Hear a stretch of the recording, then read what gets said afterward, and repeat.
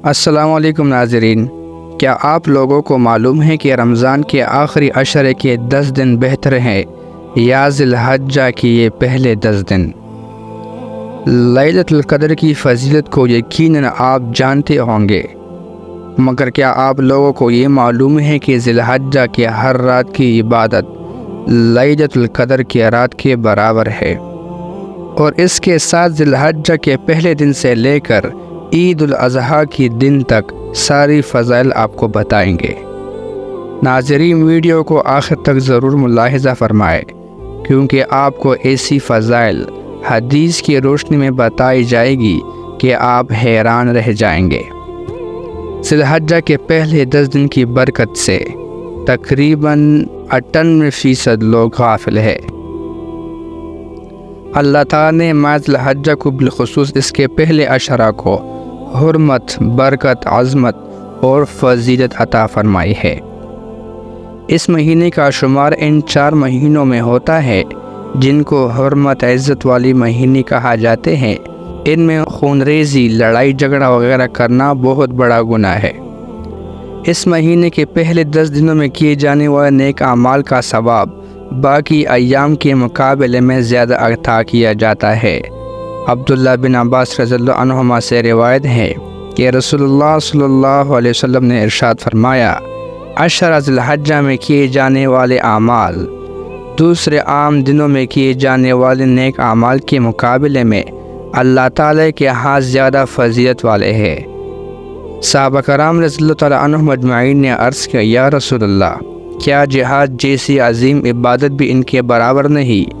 آپ صلی اللہ علیہ وسلم نے فرمایا، ہاں، مگر وہ شخص جو جان و مال لے کر جہاد کے لیے نکلے اور پھر ان جان و مال میں سے کچھ بھی واپس نہ آئے، یعنی وہ شہید ہو جائے۔ عبداللہ بن عمر رضی اللہ تعالیٰ عنہما سے روایت ہے کہ رسول اللہ صلی اللہ علیہ وسلم نے فرمایا، اللہ تعالیٰ کے ہاں عشرہ ذی الحجہ زیادہ عظمت والا ہے، اور ان 10 دنوں میں کی جانے والی عبادت باقی ایام کی بنسبت اللہ کو زیادہ محبوب ہے۔ ان دنوں میں کثرت کے ساتھ اللہ تعالیٰ کی تسبیح کرو، یعنی سبحان اللہ کہو، تحلیل یعنی لا الہ الا اللہ کہو، تکبیر یعنی اللہ اکبر، اور تمحید یعنی الحمدللہ کہو۔ اس مہینوں کو یہ فضیلت حاصل ہے کہ اسلام کے 5 اہم ترین رکن حج کی ادائیگی کا مہینہ ہے، اس لیے اس مہینے کا نام ہی ذی الحجہ ہے۔ اس مہینے کے پہلے عشرہ کے روزوں کا ثواب بہت زیادہ ہے، یہاں تک کہ اس کے ایک دن کا روزہ سال بھر کے روزوں کے برابر ہے، اور اس کی ایک رات کی عبادت لیلۃ القدر کی عبادت کے برابر ہے۔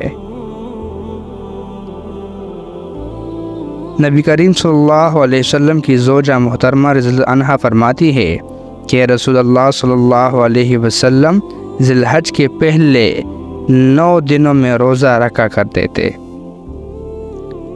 اس مہینے میں اللہ تعالیٰ نے اسلام کو مکمل فرمایا اور اپنی نعمت کو پورا فرمایا۔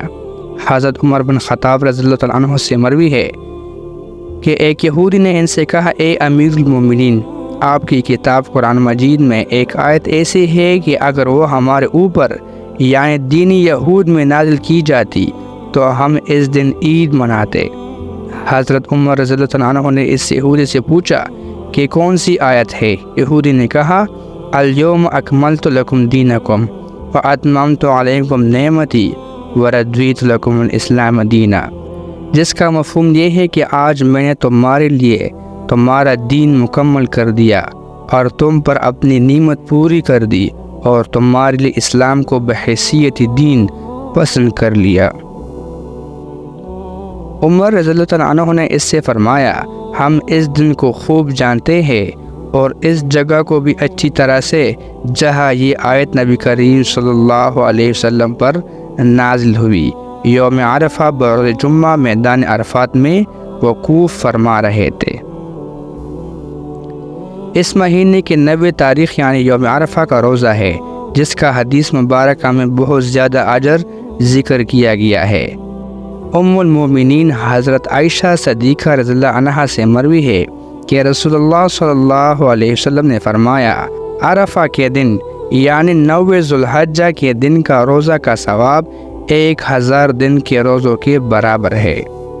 حضرت فضل بن عباس رضی اللہ عنہما سے روایت ہے کہ نبی کریم صلی اللہ علیہ وسلم نے فرمایا جو شخص عرفہ کے دن اپنی زبان کی، اپنے کانوں کی اور اپنے آنکھوں کی حفاظت کرتا ہے تو اس دن سے لے کر دوسرے سال عرفہ کے دن تک اس کے گناہوں کو اللہ تعالیٰ معاف فرما دیتے ہیں۔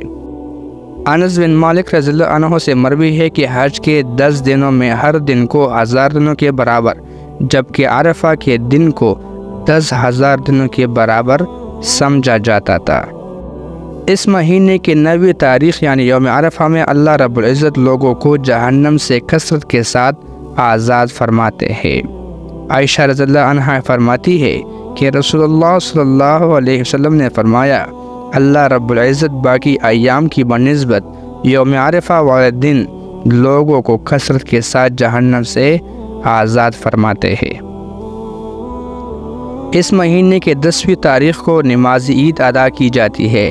عید کا دن بھی فضیلت والا ہوتا ہے اور اس کی رات بھی۔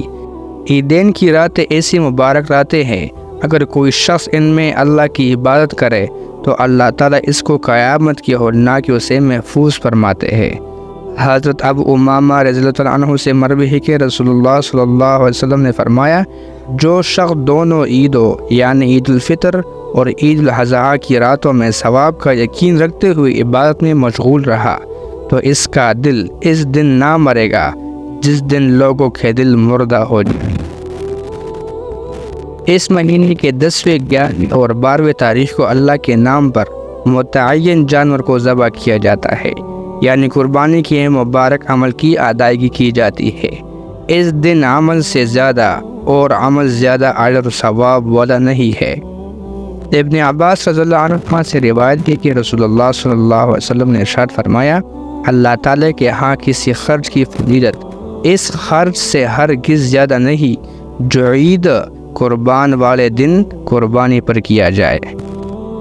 ام المومنین سیدہ عائشہ صدیقہ رضی اللہ عنہا سے روایت ہے کہ رسول اللہ صلی اللہ علیہ وسلم نے فرمایا عید الاضحیٰ کے دن کوئی نیک عمل اللہ تعالیٰ کے نزدیک قربانی کا خون بہانے سے محبوب اور پسندیدہ نہیں، اور قیامت کے دن قربانی کا جانور اپنے بالوں، سینگوں اور کھروں سمیت آئے گا، اور قربانی کا خون زمین پر گرنے سے پہلے اللہ تعالیٰ کے ہاں شرف قبولیت حاصل کر لیتا ہے، لہٰذا تم خوشدلی سے قربانی کیا کرو۔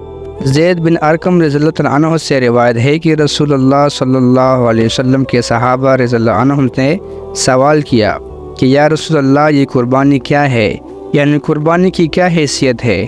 آپ صلی اللہ علیہ وسلم نے فرمایا تمہارے روحانی باپ ابراہیم علیہ السلام کی سنت ہے۔ صحابہ رضی اللہ عنہم نے عرض کیا کہ ہمیں قربانی کے کرنے سے کیا ملے گا؟ فرمایا ہر بال کے بدلے میں ایک نیکی۔ صحابہ رضی اللہ عنہم نے پھر سوال کیا یا رسول اللہ اون کے بدلے کیا ملے گا؟ فرمایا اون کے ہر بال کے بدلے میں نیکی ملے گی۔ ام سلمہ رضی اللہ عنہا بیان فرماتے ہیں کہ رسول اللہ صلی اللہ علیہ وسلم نے ارشاد فرمایا جب ذوالحجہ کا پہلا عشرہ شروع ہو جائے یعنی ذوالحجہ کا چاند نظر آ جائے اور تم میں سے کسی کا ارادہ ہو قربانی کا تو اس کو چاہیے قربانی کرنے تک اپنے بال اور ناخن نہ تراشے۔